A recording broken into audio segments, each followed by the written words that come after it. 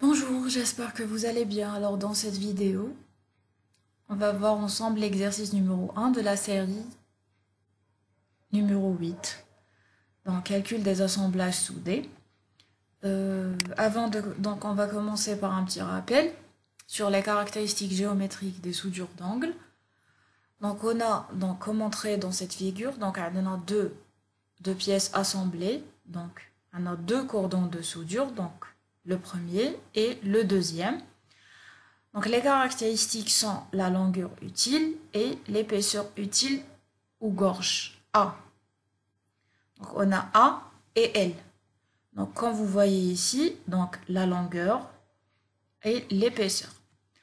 Mais non, pour la résistance des soudures d'angle, donc on dit qu'elle est suffisante si les deux conditions ci-après, donc les deux conditions sont satisfaites. Alors, donc un petit rappel sur les contraintes. Donc là, on a sigma. Donc sigma est perpendiculaire le plan. On a taux parallèle et taux perpendiculaire. Donc là, essayez d'imaginer un petit peu. Alors, pour FU, donc c'est la valeur nominale de la résistance ultime en traction de la plus faible des parties assemblées. Et bêta W, c'est le facteur de corrélation approprié qui prend les valeurs suivantes. Donc, on a les valeurs dépendent de la nuance d'acier. Donc, on a bêta W et gamma MW, les valeurs d'Elhom dépendent, tout dépend où j'ai comme nuance d'acier. Donc, faites attention. Alors, on va commencer par l'exercice numéro 1. Dans cet exercice, on a un tube circulaire. Donc, vous voyez ici, donc, on a la 3D. Donc, on a un poteau, on a un tube circulaire, donc attaché à un poteau. Donc, le tube est attaché donc, grâce à un cordon de soudure circulaire. Donc, même le cordon est circulaire. Alors, on a les coupes. Donc, on a la première. Donc, on a un tube de diamètre de 250 et d'une épaisseur de 15. On a l'acier FE 360 et on a la coupe AA. Donc la coupe AA, je vous donne un moment de torsion. Le tube circulaire est soumis à un moment de torsion MTSD. Alors, on va commencer l'exercice. Donc, la solution. Donc, on a comme données l'acier FE360 et donc, on a comme données FU, gamma MW et bêta W. Par la suite, donc la section de gorge du cordon est un anneau de faible épaisseur. Donc, c'est un anneau de faible épaisseur. Alors, donc la 3D, c'est juste pour vous montrer le moment de torsion. La contrainte CM, donc elle va en fonction de MTSD. Donc c'est MSD sur IP fois Rmax. Rmax, qui marche dans le TD, donc R, le cas, dans ce cas-là. Donc c'est 250 sur 2. Et ben c'est 125. Maintenant, on va faire un petit rappel sur le calcul de l'inertie d'un anneau de faible épaisseur T. Donc, on a un anneau, où le rayon intérieur est noté R. T, donc, R, donc, le point, R, c'est le rayon intérieur. On a une faible épaisseur, donc T est faible, donc l'épaisseur T est faible, et donc on a D, et le diamètre est égal à 2R, et D au cube égale à 8 fois R au cube.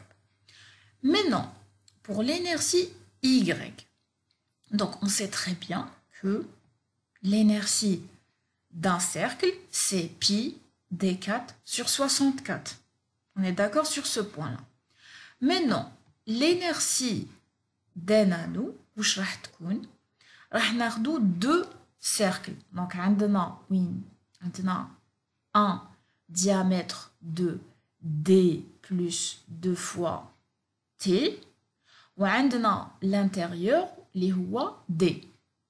Donc واش راح نديرو l'extérieur, donc moins l'intérieur. Et donc on aura ça. Par la suite, donc ناخدو D4 نخرجوها. C'est juste pour appliquer. Donc la bonabilité est faible. Et donc 2 fois T sur D, il va être, donc il rend vers 0. C'est ça. Et donc, Hadia puissance 4 est égal à 1 plus 8 fois T sur D.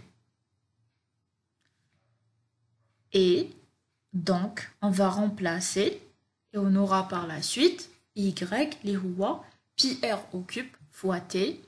Et comme je fais le calcul de IP, les rois IY plus IZ, donc le IP va 2 pi R au cube fois T.